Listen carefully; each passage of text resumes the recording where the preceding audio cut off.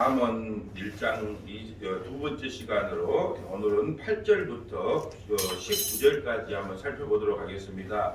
8절부터 9절까지는 내 아들아 하나님의 말씀을 잘 지키라는 거예요. 내 아들아 하나님의 말씀과 법도를 잘 지키라, 그 내용이고요. 주제 구절은 10절이 되겠습니다. 내 아들아 악한 자가 너를 꿰을지라도 따르지 말라. 악한 자가 너를 악한 자가 너를 꿰을지라도 따르지 말라. 여러분, 이 잠언 전체에 내 아들이라는 그 말이 23번이 나와요. 23번이 나오고 오늘 본문만 해도 3번이 나오거든요. 내 아들아 하나님의 말씀과 공계를 떠나지 말고 그걸 잘 지키라. 그러면 과연 이걸 잘 지켰느냐?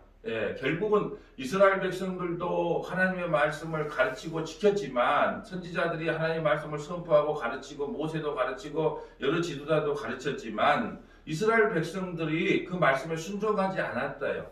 그리고 오늘도 마찬가지로 내 아들아 하면은 솔로몬의 아버지가 누구지요? 다윗 왕이잖아요. 다윗 왕이 솔로몬에게 너 하나님의 공계와 하나님의 말씀과 법도를 잘 지켜라 그랬어요.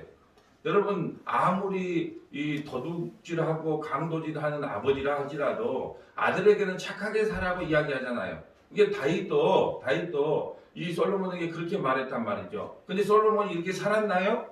아버지의 훈계를 듣고 이렇게 살 수 있었나요? 살 수 없었어요. 실패했단 말이죠. 그러면 다윗은 그렇게 살았나요? 아니죠. 다윗도 하나님 앞에 또 선지자에게 얼마나 많은 훈계와 교훈을 들었겠습니까? 근데 다윗도 살인하고 간음했단 말이에요. 솔로몬도 그렇게 부귀영화가 누리고 지혜가 충만한 왕이었지만 그로 말년에 타락을 했단 말이죠. 실패했단 말이죠. 그러면은 솔로몬은 자기 아들에게 또 이런 교훈을 하지 않았을까요? 자기 아들이 누구예요? 르호보암 왕이잖아요. 르호보암 왕이 이런 교훈을 했지만 그 아들도 또한 실패자로 나타나는 거예요. 그렇다면 왜 실패할 인생, 지키지도 못할 하나님의 말씀을 지키라고 했을까요? 너희에게는 너희 스스로 이걸 지킬 힘이 아무것도 없다. 그래서 너희가 못 지키기 때문에 너희가 참 아들 예수 그리스도를 너희에게 보내서 십자가에 죽일 수밖에 없다. 그래서 구약의 역사는 실패의 역사로 끝나는 거예요. 아무리 이걸 지키라고 해도 인간에게는 그걸 지킬 능력이 없다는 거. 이걸 지키자고 두 주먹을 불끈 쥐고 나가는 게 아니고 우리는 지킬 수 없기 때문에 결론적으로 예수 그리스도 외에는 우리가 구원받을 다른 길이 없다. 이걸 깨달아야 된다는 거죠. 오늘 본문이 말하고 싶은 핵심이 그겁니다. 8절 볼까요? 내 아들아. 자, 다윗이 솔로몬에게 1차적으로 고면하는 거죠. 내 아들아, 내 아비의 훈계를 들으며 내 어미의 법을 떠나지 말라. 수많은 선지자들이요, 이스라엘 백성들에게 이 말씀을 가르쳤어요. 왜요? 내 아들아, 이스라엘 백성들아, 내 아비의 훈계를 들으며 내 어미의 법을 떠나지 말라. 이는 내 머리에 아름다운 관이요 내 목에 금사들이다. 하나님의 말씀을 지키고 따르고 하나님 말씀에 순종하고 사는 것은 내 머리에 아름다운 관이 되고 내 목에 금사들이 되니까 그 말씀을 지키라고 수없이 권면했다는 거죠. 이스라엘 백성들에게도 권면을 했어요. 자기 자식들에게도 권면을 했어요. 그러나 인간은 지킬 수 없는 존재가 됩니다. 10절에 볼까요? 내 아들아, 악한 자가 너를 깰지라도 따르지 말라. 한번 찾아보려고 합니다.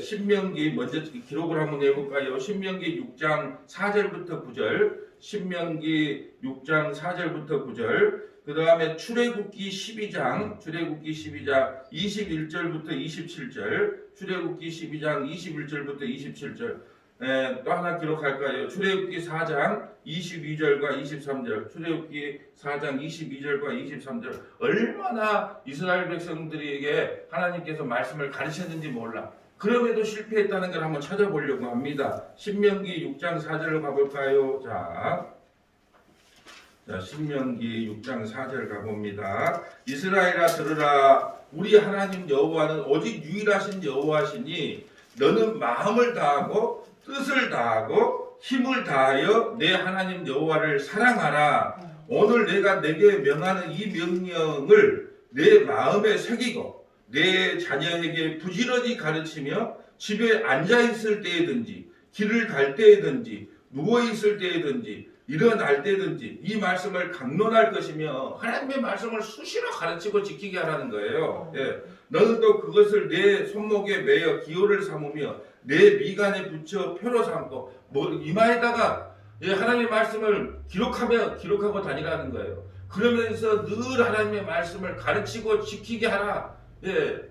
또 내 집 문설주와 바깥문에 기록할지어다.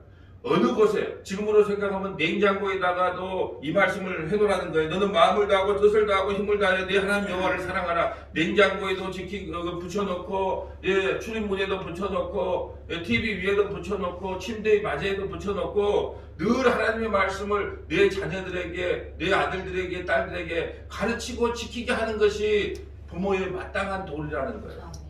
이렇게 하나님께서 명령을 하셨단 말이에요. 그래서 수 없는 선지자들이 또 아비된 사람들이 예, 자기 백성들에게 자기 아들들에게 이 하나님의 말씀을 가르쳤어요. 여러분 보세요. 자, 1살부터 12살까지는 어머니가 그걸 교육을 해요. 아버지가 교육을 합니다. 이 자녀들은 이스라엘의 교육법은 그래요. 1살부터 12살까지는 아버지가 막 집중적으로 교육을 시키는 거예요. 그래서 왜 아버지가 중요했냐? 아버지는 하나님의 비리자로 얘기했거든요. 그래서 아버지의 말씀이 곧 하나님의 말씀이었어요. 그렇기 때문에 그 권위가 대단한 거예요.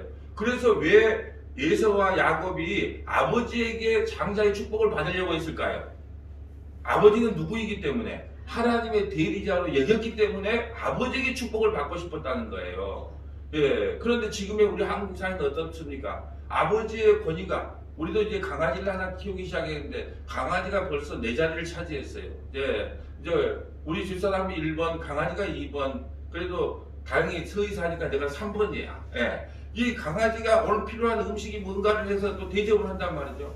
한국 사회가 무너지는 이유가 아비의 통제가 멸시되는 어른이 없는 사회, 어른을 무시하는 사회는 반드시 타락할 수밖에 없이 주어져요.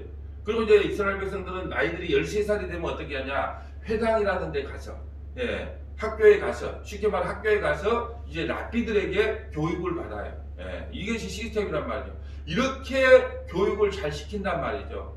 그럼에도 불구하고 이들이 하나님 말씀에 온전히 순종했어요? 불신했어요? 우리는 역사를 통해서 알잖아요. 불순종의 결과가 바벨론에 끌려간 그 포로 생활이잖아요. 또 하나 찾아볼까요? 출애굽기 12장 21절입니다. 출애굽기 12장 21절. 자, 출애굽기 12장 21절 가볼까요? 모세가 이스라엘 모든 장로를 불러 그들에게 이르되 너희는 나가서 너희 가족대로 어린 양을 택하여 유월절 양을 잡으라. 지금 유월절의 출애굽을 이야기하는 거예요. 우슬초 묶음을 가져다가 그릇에 담은 피에 적셔서 그 피를 문 임방과 좌우 설주에 뿌리고 아침까지 한 사람도 자기 문 밖에 나가지 말라. 예, 양의 피를 뿌림으로 그 안에 들어있는 사람이 구원을 받는 유월절을 지금 설명하는 거예요. 여호와께서 애굽 사람들에게 재앙을 내리려고 지나갈 때에 문 임방과 좌우 문설주의 피를 보면 여호와께서 그 문을 넘으시고 멸하는 자에게 너희 집에 들어가서 너희를 치지 못하게 하실 것입니다. 그 피, 어린 양의 피를 보고 그 죽음의 사자가 건너간다는 거예요. 그래서 패스한다. 그래서 6월절이에요. 너희는 이 일을 구리로 삼아 너희와 너희 자손이 영원히 지킬 것이며 너희는 여호와께서 허락하신 대로 너희에게 주신 땅에 이를 때에 이 예식을 지킬 것이니라. 이후에 너희 자녀들이 묻기를 이 예식이 무슨 뜻이냐 하거든. 왜 이 6월절 행사를 매일 지킵니까? 자녀들이 많이 묻는다면 그걸 가르쳐 주라는 거예요. 우리 하나님께서 은혜 베풀어 주셔서 우리가 애굽에 종살이를 했는데 430년까지 종살이를 했는데 그 우리가 출애굽할 밤에 어린 양의 피가 문설주와 문인방에 바르면 하나님께서 우리에게 은혜를 베푸셔서 우리 이스라엘 백성들의 장자들과 이스라엘 백성들은 다 살려주었다. 근데 애굽 땅은 다 애굽의 장자들은 다 죽음을 당했다. 그래 하나님의 은혜로 우리가 구원 출애굽을 당했다. 오직 우리의 구원은 하나님의 은혜다. 예수 그리스도의 십자가의 보혈의 피다. 이것을 어떻게 하라고요? 자녀들이 묻거든 가르쳐 주라는 거예요. 우리 청년 중에 한 사람이 그래요. 하이델베르크가 뭡니까? 듣도 보도 못했습니다. 하이델베르크가 뭐예요? 아마 예수 믿는 사람들 중에서도 신앙생활 30년 했어도 하이델베르크가 뭔지 모르는 분들 많아요. 근데 청년이 주보를 보고 하이델베르크가 뭡니까? 하이델베르크는 독일의 어떤 도시의 이름인데 여기에 500년 전에 우리가 가톨릭에서부터 잘못된 믿음에서 우리가 개신교로 나와서 우리 개신교가 세워질 때에 그 교리를 가르치기 위하여 이 하이델베르크를 만든 거야 이렇게 설명을 해줬는데 여러분 몰라요. 그 자녀들이 묻거든 가르쳐 주는 거예요. 이 하이델베르크 요리 문답이 얼마나 귀하고 소중한지. 이 교리는 뿌리와 같고 기둥과 같고 나침반 같고 지도와 같은 거다. 너가 성경을 반드시 읽기 전에 먼저 이 교리가 무엇인지를 배우고 읽으면 좌우나 우로나 흔들리지 않는다. 자녀들이 묻거든 가르쳐 주라는 거예요. 그러려면 우리가 알아야 되겠어요? 몰라야 되겠어요? 우리가 알아야 가르쳐 주지요. 예수 믿으면 뭐가 좋아요? 예수 믿으면 건강해져, 뭐 부자 돼, 네 소원이 다 이루어져. 이런 저급한 샤머니즘을 가르쳐 줄 수는 없잖아요. 예수 믿으면 우리 죄 용서함을 받는다. 그렇지만 죄 용서함을 받는 과정에 이 땅에 사는 동안에 마귀 새끼는 수없이 우리에게 고난과 환난을 준다. 그럼에도 불구하고 그 십자가 예수의 피가 반드시 너를 천국으로 인도할 것이다. 예수 믿으면 처음 하는 일이 내가 죄인인 걸 깨닫는 것이다. 그리고 죄를 회개 하나님께 용서를 구하는 것이다.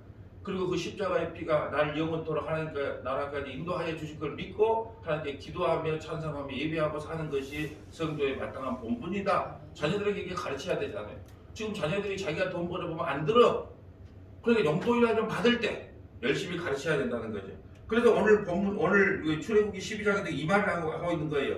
이후에 너희의 자녀가 묻기를 이 예식이 무슨 뜻입니까? 너희는 이르기를 이는 여호와의 유월절 제사라. 여호와께서 애굽 사람에게 재앙을 내리실 때에 애굽에 있는 이스라엘 자손의 집을 넘으사 우리의 집을 구원하셨느니라 하라 하며 백성이 머리 숙여 경배하니라. 이스라엘 자손이 물러가며 그대로 행하되 여호와께서 모세와 아론에게 명령하신 대로 행하니라. 하나님의 말씀을 부지런히 가르치고 지키게 하라. 이것이 하나님께서 우리에게 명령하신 거예요. 자, 4장으로 가볼까요? 출애굽기 4장 22절. 출애굽기 4장 22절 봅니다. 너는 바로에게 이르기를 여호와의 말씀대로 이스라엘은 내 아들 내 장자라. 이스라엘은 뭐예요? 내 아들이고 내 장자예요. 하나님이 볼 때는 이스라엘 백성들은 뭐예요? 내 아들이고 내 장자예요. 여러분 지금 이 시대에 볼까요? 우리도 모두 장자예요. 그리고 히브리서에 보면 장자들의 모임이 천국이에요. 우리를 모두 장자로 인정을 해서 천국 간단 말이에요. 우리의 장자는 누굽니까? 예수 그리스도예요. 예수 그리스도 안에 우리를 연합시켜서 구원시켜요. 그래서 천국은 장자들의 모임이란 말이에요. 첫 아들들의 모임이에요. 왜요? 예수 그리스도께서 첫 아들이시거든요. 그 안에 우리를 넣어서 우리를 모두 첫 아들로 인정해서 우리를 구원시키는 거예요. 그래서 오늘 너는 바로에게 이르기를 지금 모세가 바로 왕 앞에 가서 이렇게 말하는 거예요. 바로에게 이르기를 여호와의 말씀에 이스라엘은 내 아들 내 장자라. 그러니까 내 것 내놔라는 거예요. 내 것 내놔라. 당연히 자기 아들을 뺏기지 않겠죠 하나님이. 그래서 내 아들 내놔라 그 말이에요. 내가 내게 이르기를 내 아들은 내 아들을 보내어 주어 나를 섬기게 하라 하여도 내가 보내주기를 거절하니 내가 내 아들 내 장자를 죽이리라 하셨다. 내 장자들 다 내놔. 서머나교회 내 새끼들 다 내놔. 사단마귀에서부터 다 우리를 구원시켜줬단 말이에요. 결국은 안 된다면 어떻게 해요? 사단마귀를 진멸시키는 거예요. 내 아들 내놔, 내 아들 내놔. 이거 이야기하는 거예요. 요즘 이태원 참사를 통해서 그 안타까운 그 부모들의 심정을 봐봐요. 내 아들 살려내, 내 아들 살려내. 막 그냥 그 안타까운 그 비명소리를 듣잖아요. 지금 모세가 바로 앞에 가서 내 아들 내놔라. 하나님께서 명령하신다. 난 내 아들 데리고 천국 가야 되겠다. 가나안 땅 들어가야 내 아들 내놔라. 왜요? 내 아들이기 때문에 훈계를 하고 내 아들이기 때문에 잔소리를 하는 거예요. 이웃집 아들에게는 잔소리할 필요가 없잖아요. 저도 목회를 하면서 그래요. 정말 너한테 이걸 하세요 저걸 하세요 잔소리하기 일도 싫거든요. 너나 잘하세요 하면서 그냥 방치하고 싶은 것이 어떨 때는 저 마음이에요. 그럼에도 불구하고 왜 여론에 권면하고 때로는 싫은 소리도 하고 잔소리도 하고 이렇게 하느냐 하면 내 아들이기 때문에 그런 거예요. 하나님께서 나에게 그 직책을 줬기 때문에 싫든 좋든 권면해야 되는 것이 이 사명이기 때문에 그렇습니다.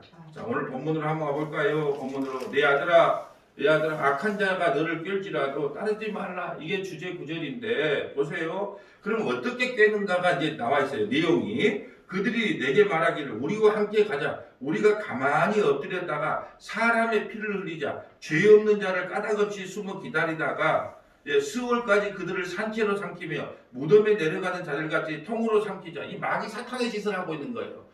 내 아들을 깨워서. 여러분 교회 안에도 그런 거 있잖아요. 이왕이면 우리가 예배 잘 드리게끔 서로 어울려야 되고 말씀에 집중하게끔 서로 도와줘야 되고 말씀을 깨닫기 위해서 서로 설명도 해줘야 되고 위로도 해줘야 되고 고면도 해줘야 되는데 악한 일을 할 때는 왜 그리 사람들이 단합이 잘 되는지 몰라. 예. 여러분 악한 마귀 사탄 짓을 하면 대적을 해야 되는 거예요. 그것이 당연한 원리란 말이죠. 그래서 오늘도 그러잖아요. 내 아들아 악한 자가 너를 깰지라도 따라가지 말라는 거예요. 그래서 첫째 성도가 가져야 될 이 땅의 삶의 모습 중에 첫째가 뭐냐면 분별의 영이 있어야 돼요. 과연 이건 하나님의 뜻인가 하나님의 뜻이 아닌가를 분별해야 돼요. 여러분 한번 우리는요 무엇이 하나님의 뜻인지 뭐가 하나님의 뜻이 아닌지를 다 알아요. 그걸 못 지키는 것 뿐이지. 여러분 그래서 우리가 분별해서 악한 자가 우리를 깰지라도 우리가 악한 자가 깰지라도 마귀 사탄의 짓은 하지 말자는 거죠. 그걸 따라가지 말자. 그거 따라가면 내 아들아 죽는다. 지금 아버지가 아들에게 그렇게 권면하는 거예요. 우리가 온갖 보화를 얻으며 빼앗은 것으로 우리 집을 세우리니 어떻게 하든지 간에. 여러분 우리 한국교회 11조 설교하면서 로펠러 설교 엄청 많이 했어요. 로펠러를 본받읍시다. 로펠러가 왜 그렇게 부자가 된 줄 아십니까? 최고의 갑부가 된 줄 아십니까? 11조를 하나님께 잘 드렸고 첫 번째 첫 자리에 와서 늘 예배 드렸고 여러분 로펠러가요 기업 합병 인수를 해가지고 얼마나 수많은 그 기업에 있는 그 밑에 사장들 그 밑에 종업원들이요 목숨을 끊고 자살을 하고 그런 일이 얼마나 많은 줄 아세요? 무조건 기업 합병을 해서 돈이면 최고다 그래 돈을 받았어요. 여러분 기업 합병을 해서 수많은 사람의 피눈물을 흘리게 해서 돈을 많이 번다 칩시다. 그래서 11조가 얼마 낸지를 회계원을 몇 명 뒀대요. 11조를 얼마 내야 정확한지. 여러분 자기 은행 주신 대로 감동 준 대로 그냥 반 이상 내면 안 돼요? 무슨 사람을 둬갖고 자꾸 11조를 내는 사람을 계산을 하게 만들어요. 여러분 그 돈을 하나님께서 기뻐 받으시겠습니까? 그런 돈을 하나님께서 기뻐 받으겠냐는 거예요. 그런데 수많이 11조 설교로 로펠러가 왜 복을 받은 줄 압니까? 11조를 그렇게 내서 여러분 이게 얼마나 타락한지 몰라요. 지금 그렇게 그 아들에게 보면 우리가 온갖 보화를 얻으며 빼앗은 것으로 우리 집을 채우리니 그렇게 유혹한다는 거예요. 그것이 복 받았다고 이야기한다는 거예요. 차라리 쓰레기를 줍고 청소를 하고 박스를 주워 다녀도 그거의 10분의 1을 하나님 제가 하나님께 은혜 받아서 박스를 주고 다니는 건강을 주셔서 감사합니다. 그래도 박스라도 오늘 주셔서 돈 오늘 10,000원이라도 벌어서 그 1,000원을 갖다 하나님께 드립니다. 이걸 하나님께서 기뻐 받겠지요. 그 불의한 돈 하나님께서 뭐 돈이 없는 분입니까? 힘이 없는 분입니까? 뭐 약한 분입니까? 그래서 그게 따라가지 말라는 거예요. 너는 우리와 함께 제비를 뽑고 우리가 함께 전대 하나만 두자 할지라도 우리가 함께 제비를 뽑아 우리와 함께 전대 하나만 두자 할지라도 내 아들아 그들과 함께 길에 다니지 말라. 내 발을 금하여 그 길을 밟지 말라. 여러분 아까 말씀드린 것처럼 살인 강도하는 감옥에 들어가 있는 아버지라 할지라도 아들이 면회 오면 뭐라 그럴까요? 아들아 아버지는 비록 잘못 살았어도 너는 그렇게 살지 말라고 권면하잖아요. 우리도 그러잖아요. 우리 자식들에게 이야기할 때 아버지가 이 나이 먹고 보니까 아버지가 잘못 살아온 것이 있더라. 그러니까 너는 이렇게 살지 말라고 권면을 하잖아요. 아들에게. 지금 다윗이 솔로몬에게 권면하는 거예요. 악한 길 다니지 말라. 부하내동하지 말라는 거예요. 대저 그 발은 악으로 달려가며 피를 흘리는데 빠름이라. 대저 그 발은 악으로 달려가며 피를 흐르는데 빠릅니다. 어디서 많이 듣던 말이죠? 어제 우리가 말씀을 봤잖아요. 로마서 3장 15절부터 16절 말씀이에요. 로마서 3장 15절 16절에도 동일한 말씀이 나와요. 그저 악한 자가 달려가는 것은 피를 흘리는데 빠른 거다. 그 죽기 그 가면 사망의 길이다. 그 길 따라가지 말라는 거예요. 그러면서 새가 보는 데서 그 그물을 치며 헛일이겠거늘 새가 보는 데서 그 그물을 치며 헛일 하나님께서 모든 것을 다 보고 계신다는 거예요. 그래서 옆에다 이렇게 하나 기록합시다. 이사야는 4절로 시작합니다. 이사야 59장 1절부터 8절 59장 이사야 59장 1절부터 8절 이렇게 다윗이 솔로몬에게 권면을 했지만 이 권면을 과연 지킬 수 있느냐는 거예요. 자 이사야 59장 보봅니다. 자 이사야 59장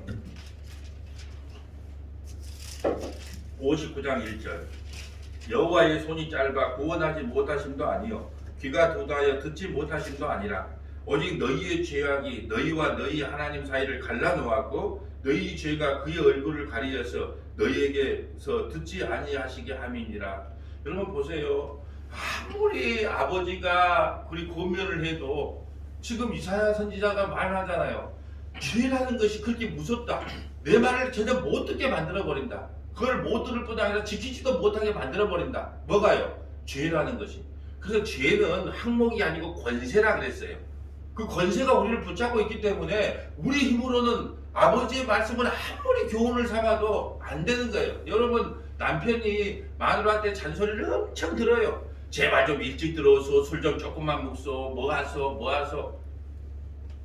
남편도 그리 살고 싶어. 근데 밖에만 나가면 친구들이 막 부르네. 네. 그러니까 그렇게 살고 싶어. 왜? 권세라는 거거든. 죄는 권세거든요. 아무리 각시가 잔소리를 해도 그걸 들을 수 있는 능력이 자기한테 없는 거예요. 3절 볼까요? 이는 너희 손이 피해 너희 너희 손가락이 죄악에 더러워졌으며 너희 입술은 거짓을 말하며 너희 혀는 악독을 내미니라. 공의대로 소송하는 자도 없고 진실하게 판단하는 자도 없으며 허망한 것을 아뢰며 거짓을 말하며 악행을 인정하며 죄악을 낳으며. 여러분 우리 지금 아까 우리 신명기 6장에 봤잖아요. 예, 밤낮으로 가르쳤단 말이에요. 이스라엘 백성들에게. 근데 이스라엘 백성들이 그렇게 살 수 있다 없다? 못 살아. 다윗도 자기 솔로몬에게 그렇게 가르쳤고 솔로몬도 자기 아들 르호보암에게 그렇게 가르쳤지만 결국은 악행을 잉태하여 죄악을 낳았다. 이런 삶을 살았다는 거예요. 독사의 알을 품으며 거미줄을 짜내며 독사가요, 알을 품으며 독사를 얻는가? 거미줄을 짜내며 거미줄이 뭐예요?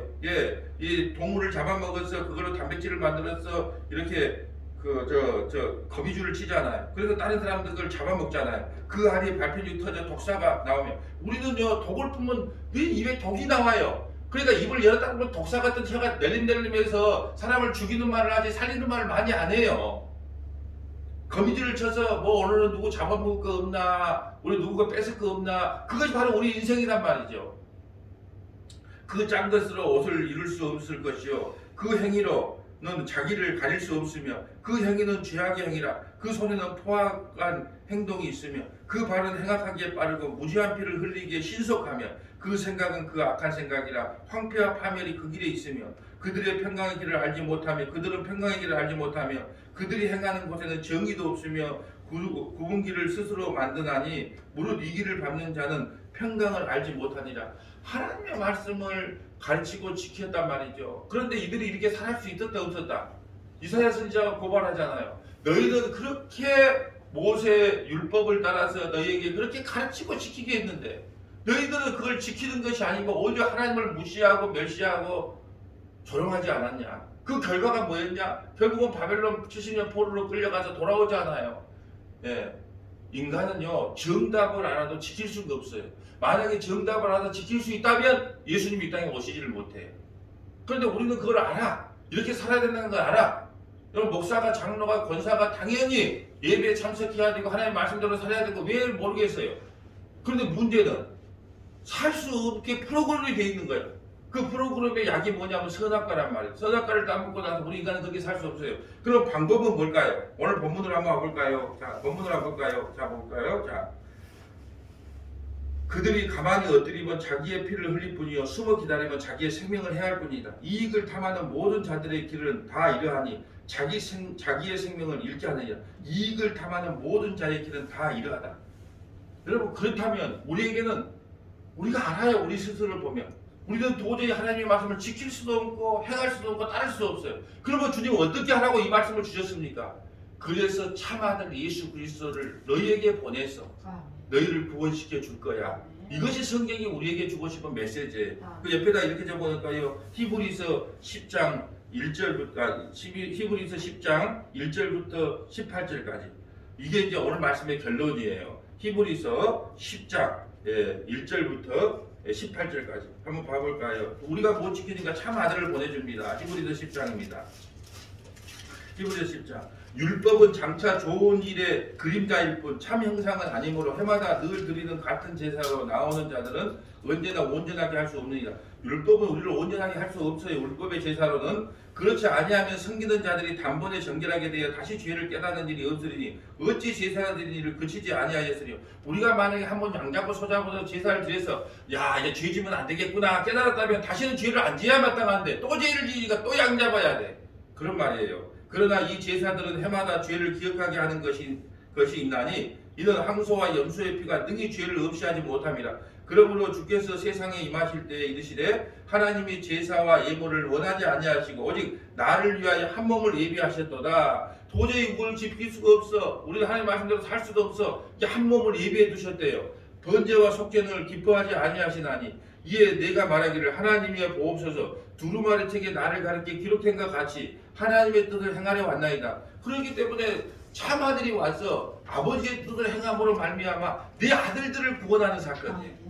예, 위에 말씀하시기를 주께서 제사와 예물과 번제와 속죄제를 원하지 아니하시고 기뻐하지도 아니하신다 하셨도다 하셨고 이후에 말씀하시기를 보시옵소서 내가 하나님의 뜻을 행하려 왔나이다 하였으니 이것은 첫째 것을 폐하시면 둘째 것을 세우자 합니다. 여러분 우리 아들들이 이스라엘 백성들이 그걸 못 지켜요. 아무리 가르쳐도 못 지켜요. 서머다교회 성도들에게 이걸 가르치려고 아무리 가르쳐도 이 말대로 살으라고 해도 지키지를 못해요. 그러니까 우리는 그걸 지키라고 말하는 게 아니고 예수를 믿어야만 됩니다고 말하는 거예요. 이걸 지킬 수 있으면 지키라고 말을 하죠. 근데 성경은 그걸 못 지키게 나와요. 그래 못 지키니까 누구 믿으라? 예수 믿으라. 그래서 기독교는 무엇을 했느냐 안 했느냐 뭘 이렇게 살았느냐 안 살았느냐의 종교가 아니에요. 누구를 믿느냐는 거예요. 예수를 믿느냐 너희가 생명나무를 따먹고 있느냐 선악과를 계속 따먹고 있느냐 이거에 대한 물음을 하고 있는 거예요. 예, 이 뜻을 따라 누굴 따라 내 아들 구원하기 위해서 참 아들을 보내는 이 뜻을 따라 예수 그리스도의 몸을 단번에 들이시고 말미암아 우리가 거룩함을 얻었노라. 여러분 우리는 그 법도를 지킬 수가 없고 살아갈 수도 없어. 그러니까 그 아들이 와서 십자가에서 단번에 그 모든 죄를 없애고 우리를 죄와 허물에서 구원하시고 거룩함을 이루어주게 했단 말이에요. 우리가 이룬 거 아니에요. 뭐 성화도 우리가 이룬다고요? 100% 성화도 은혜예요. 뭐 칭의는 우리가 하나님께서 우리에게 구원을 주시고 이제 우리가 이루어 가야 된다고 성화롭게 살아가야 된다고 천만의 말씀이요. 성화도 은혜예요. 예, 영화도 은혜입니다. 영화는 우리가 죽을 때 이루어지는 거기 때문에 칭의도 은혜요. 성화도 은혜요. 예, 영화도 은혜인 거예요. 하나님의 은혜 아닌 것이 아무것도 없는 겁니다. 11절 제사장마다 매일 서서 섬기며 자주 같은 제사를 드리되 이 제사는 언제나 죄를 없애하지 못한다. 우리가 죄를 알아도 또 짓기 때문에 이것은 죄 문제를 해결할 수 없다는 거예요. 오직 그리스도는 죄를 위하여 한 영원한 제사를 드리시고 하나님 우편에 앉으시다. 하나님 우편에서 지금도 우리를 위해서 기도해요. 그 후에 자기 원수들은 자기의 발등상이 되기까지 기다리시다니 그가 거룩하게 된 자들을 한 번의 제사로 거룩하게 된 자 누구예요? 서머나교회 성도들을 위해서 한 번의 제사 십자가로 말하면 영원하게 온전하게 하셨느니라. 십자가에서 우리를 다 온전하게 했단 말이에요. 우리가 하는 거 봐서 온전해진 게 아니고 십자가에서 이미 온전함을 이루었단 말이죠. 이번에 복음의 핵심에 대해서 5가지를 이야기할 텐데 그걸 들으면 충격을 받을 거예요. 여러분 할 일이 아무것도 없습니다. 그냥 찬양하고 기도하고 그냥 감사합니다 하고 살다가 하나님 나라에 가세요. 여러분 할 것이 아무것도 없습니다. 그저 감사합니다. 그 외에는 할 것이 없습니다. 이게 진짜 복음의 실체거든요. 그러면 전도 안 해도 되나요? 그러면 우리가 헌신 안 해도 되나요? 아니요. 은혜를 받으면 하나님께서 성령께서 주시는 감동대로 하시면 돼요. 억지로나 시켜서 하는 것이 아니고 또한 성령이 우리에게 증언하시되 주께서 이르시되 그날부로는 그들과 맺은 언약이 이것이라 하시고 내 법을 그들의 마음에 두고 그들의 생각에 들어가요. 이제 너희하고 뭘 했냐 안 했냐 법 안 맞아. 율법으로 이제 너희들 판단하지 않아. 내가 성령을 통해서 너희 심령판에 심어줘 볼 거야. 그래서 성령이 감아준 대로 하면 돼. 내가 마음에 자꾸 성령께서 이걸 하라면 그대로 순종하면 살면 되는 거예요. 그래서 목사가 위험한 것이 적용하는 거예요. 첫째, 이렇게 살아야 됩니다. 둘째, 성경 이렇게 읽어야 됩니다. 셋째, 뭐 해야 됩니다. 아니요. 적용은 각자 성령께서 각자 마음에 주는 대로 하는 게 참 설교예요. 근데 우리는 성도들이 스스로 판단을 못하니까 그럼 어떻게 하란 말입니까? 예, 아침 6시에는 꼭 예배에 참석하세요. 아침 6시 예배요. 수요일날 하이데베르크 요리 꼭 참석하세요. 주일날 꼭 참석하세요. 금요 성경 공부 성경 나만의 주석만 읽고 참석하세요.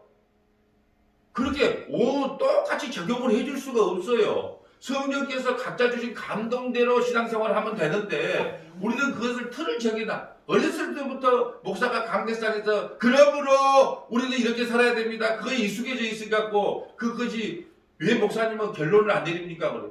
결론은 성령께서 내려주는 것이지 내가 내린 것이 아닙니다. 그 말뜻이 뭔가를 좀 알아보아야 되는데 각자 성령을 다 받았을 거 아닙니까? 그럼 어떤 분들은 야 그래 내가 성경을 좀 읽었는데 많이 읽어야 되겠다. 어떤 분들은 내가 한 장만 읽어야 되겠다. 어떤 분들은 아 이거 난 성경 안 읽어도 돼. 그러면 안 읽으면 되는 거예요. 성령이 주는 감동대로 움직여가는 것이 성도의 삶인데 목사가 그걸 갖다가 일일이 간섭을 해서 해주기를 원한단 말이에요. 그것이 율법주의 신앙입니다. 17절 또 그들의 죄와 그들의 불법을 내가 다시 기억하지 아니하시고 우리의 죄를 다시는 기억하지 않는데 할렐루야. 이럴 때 아멘 하는 겁니다. 예. 여러분 누가 예수 잘 믿어서 부자 됐습니다. 할렐루야. 병이 났습니다. 할렐루야가 아니고 우리 죄를 다시는 기억조차 안 해. 우리 불법을 다시는 기억조차 안 해. 이것을 사하셨은즉 다시 죄를 위하여 제사 드릴 것이 없어요. 예수님께서 십자가에서 모든 죄를 다 도말하셨거든요. 29절도 한번 볼까요? 온 김에 하물며 하나님의 아들을 짓밟고 자기를 거룩하게 하는 언약의 피를 부정하는 것으로 여기고 은혜의 성령을 욕되게 하는 자가 당연히 받을 형벌은 얼마나 더 무겁겠느냐. 너희는 생각하라. 하나님께서 모든 것을 다 이루셨습니다. 하나님께서 다 이루셨습니다. 할렐루야 아멘. 그것을 은혜의 성령이라 그래요. 예. 근데 그것을 외치지 않고 우리가 뭘 그거다 보태려고 그러고 뭘 하려고 하는 것 자체가 뭐냐 하면 바로 하나님의 아들을 짓밟은 행동이 되는 거예요. 예수 그리스도의 십자가에서 우리의 모든 죄와 허물을 다 도말하셨습니다. 할렐루야 아멘. 주님 감사합니다로 나가야 되는데 거기다가 보태려고 하는 것이 은혜의 성령을 욕되게 하는 거란 말이에요. 여러분 오늘 본문으로 다시 돌아오면 말씀을 정리하겠습니다. 여러분 내 아들아 악한 자가 너를 깰 줄 알아도 너는 따르지 말라. 수없이 아비가 자식에게 권면을 합니다. 그럼에도 불구하고 우리 육체가 연약하여 선악과 따먹은 인간은 그걸 지킬 수도 없고 행할 수도 없고 순종할 수도 없어요. 그러므로 예수 그리스도께서 이 땅에 오셔서 십자가의 죽음으로 말미암아 참 아들이 오셔서 우리를 그 아들 속에 포함시켜줘서 우리를 구원하는 그 역사가 성경에 기록되어 있다는 것이에요. 그래서 이 하루도 예수님 한 분이면 족합니다. 예수님 잘 믿는 것, 예수 믿는 것이 모든 지혜와 총명을 다 얻은 것임을 깨닫고 예수님 잘 믿기를 주님의 이름으로 축복합니다. 아멘.